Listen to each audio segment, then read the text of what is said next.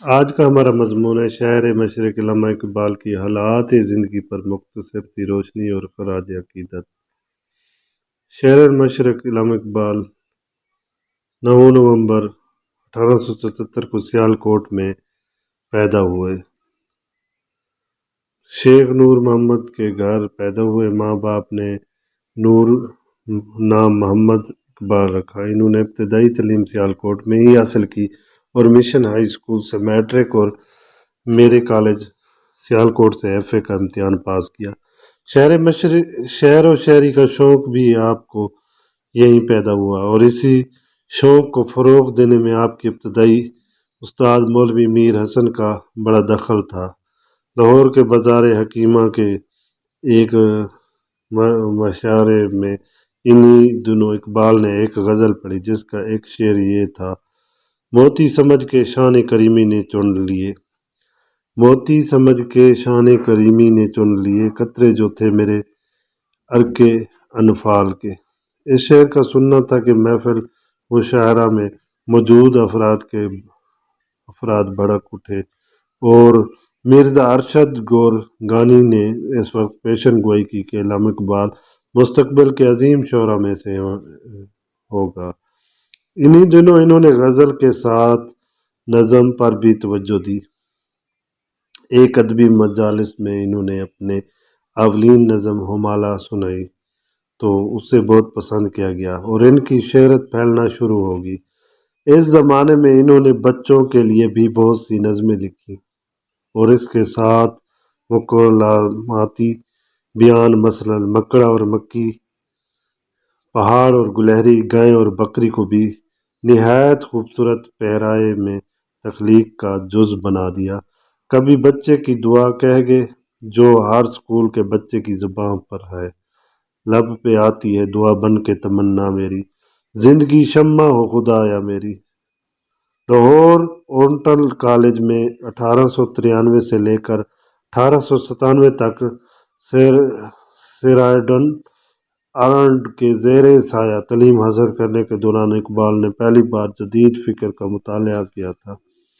1899 میں یہاں سے MA فلسفہ کیا، ساتھ ہی عربی شاعری پڑھانا شروع کی اور معاشرتی و معاشی مسائل پر قلم اٹھایا۔ یونیورسٹی نئے ویڈیوز دیکھنے کے لیے ہمارے چینل کو سبسکرائب کریں۔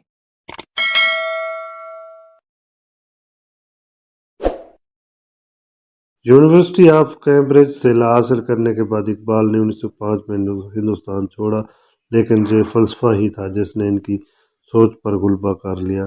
ٹرینٹی کالج میں ہیگل اور کانٹ کا مطالعہ کرنے کے بعد وہ یورپی فلسفہ کے بنیادی رجحانات سے واقف ہو گئے۔ فلسفہ میں دلچسپی نے انہیں 1907 میں ہائیڈ لیبرگ و مانا پہنچایا، جہاں لاتشے نے ان پر گہرے اثرات مرتب کیے۔ خود ان کے الفاظ میں: حکمت و مشرق مغرب نے سکھایا ہے مجھے، حکمت و مشرق و مغرب نے سکھایا ہے مجھے، ایک نقطہ کے غلاموں کے لیے اکثیر، دین و فلسفہ و فکر و سلطانی و ہوتے ہیں پختہ عقائد کی بنیاد پر تعمیر۔ یہی وہ دور ہے جب ان کا زاویہ نگاہ تبدیل ہوا اور ان کی شاعری میں پیغامیہ رنگ دیکھنے میں آتا ہے۔ مغربی تہذیب بیزاری کا اظہار واضح الفاظ میں کرتے ہیں: دیار مغرب کے رہنے والوں، خدا کی بستی دکان نہیں ہے، کھرا جسے تم سمجھ رہے ہو ذرا آب کم عیار ہوگا، تمہاری تہذیب اپنے خنجر سے آپ ہی خودکشی کرے گی، جو شاخ نازک پہ بنے گا آشیانہ ناپائیدار ہوگا۔ مغربی معاشرے پر کچھ ایسے بھی روشنی ڈالی۔ آپ فرماتے ہیں: کہیں سامان مسرت کہیں ساز غم ہے، کہیں سامان مسرت کہیں ساز غم ہے، کہیں گوہر ہے اور کہیں اشکے، کہیں شبنم ہے۔ اقبال نے وہیں ایران روحانی ترقی کے موضوع پر ایک مکالمہ لکھ کر فلسفہ میں ڈاکٹریٹ کی ڈگری حاصل کی اور ایک برس میں 1908 میں انہیں انگلستان میں لنکن ان کے مقام پر بار میں آنے کی دعوت دی گئی۔ اس برس وہ وکیل اور فلسفی بن کر ہندوستان واپس آئے۔ واپسی کے بعد جلد ہی وہ گورنمنٹ کالج لاہور میں فلسفہ پڑھانے لگے، تاہم انہیں ہندوستانیوں کے احساس غلامی کا احساس بہت زیادہ تھا۔ یہ دستور زباں بندی ہے کیسا تیری محفل میں، یہاں تو بات کرنے کو ترستی ہے زباں میری۔ اس کے بعد انہوں نے برطانوی راج کے محکوم ہندوستانی مسلمانوں کی حالت زار کو عیاں کرنے میں گہری دلچسپی لی۔ یورپ روانگی سے قبل اقبال ایک آزاد خیال قوم پرست اور انڈین نیشنل کانگریس کے ہمدرد تھے، تاہم 1911 میں تنسیخ تقسیم بنگال ہو گئی، پھر ان کا رجحان شہری میں ہندوستان کے ساتھ مسلمانوں کی طرف بہت نمایاں نظر آتا ہے، جیسا ان کا یہ ترانہ ملاحظہ فرمائے: چین و عرب ہمارا، ہندوستان ہمارا، مسلم ہم وطن جہاں ہمارا، توحید کی امانت سینوں میں ہے ہمارے، آسان نہیں مٹانا نام و نشاں ہمارا۔ اب وہ اپنے نقطہ نظر میں مسلمانوں کی علیحدگی پسند اور آل انڈیا مسلم لیگ کی حمایت کرنے والے علیحدگی پسند بن گئے تھے۔ 1922 میں انہوں نے سر کے خطاب سے نوازا گیا، تاہم اس دور میں علامہ اقبال کا شکوہ مسلمانوں کے دل کی پکار ثابت ہوا: کہیں ضیاءکار بنوں، سود فرموش رہوں، فکر فردانہ کروں، موہ غم و دوش رہوں، نالے بلبل کے سنوں، ہمہ تن گوش رہوں، ہم نوائے میں بھی کوئی گل ہوں کہ خاموش رہوں۔ شکوہ لکھنے پر انہیں شدید تنقید کا سامنا کرنا پڑا، تو انہوں نے جواب شکوہ لکھ کر تمام نقادوں مترجمین کو لاجواب کر دیا کہ دل سے جو بات نکلتی ہے اثر رکھتی ہے، دل سے جو بات نکلتی ہے اثر رکھتی ہے، پر نہیں طاقت پرواز مگر رکھتی ہے، ہم تو محل بے کرم ہیں کوئی سائل نہیں، راہ دکھلائیں کسے رہبر و منزل ہی نہیں۔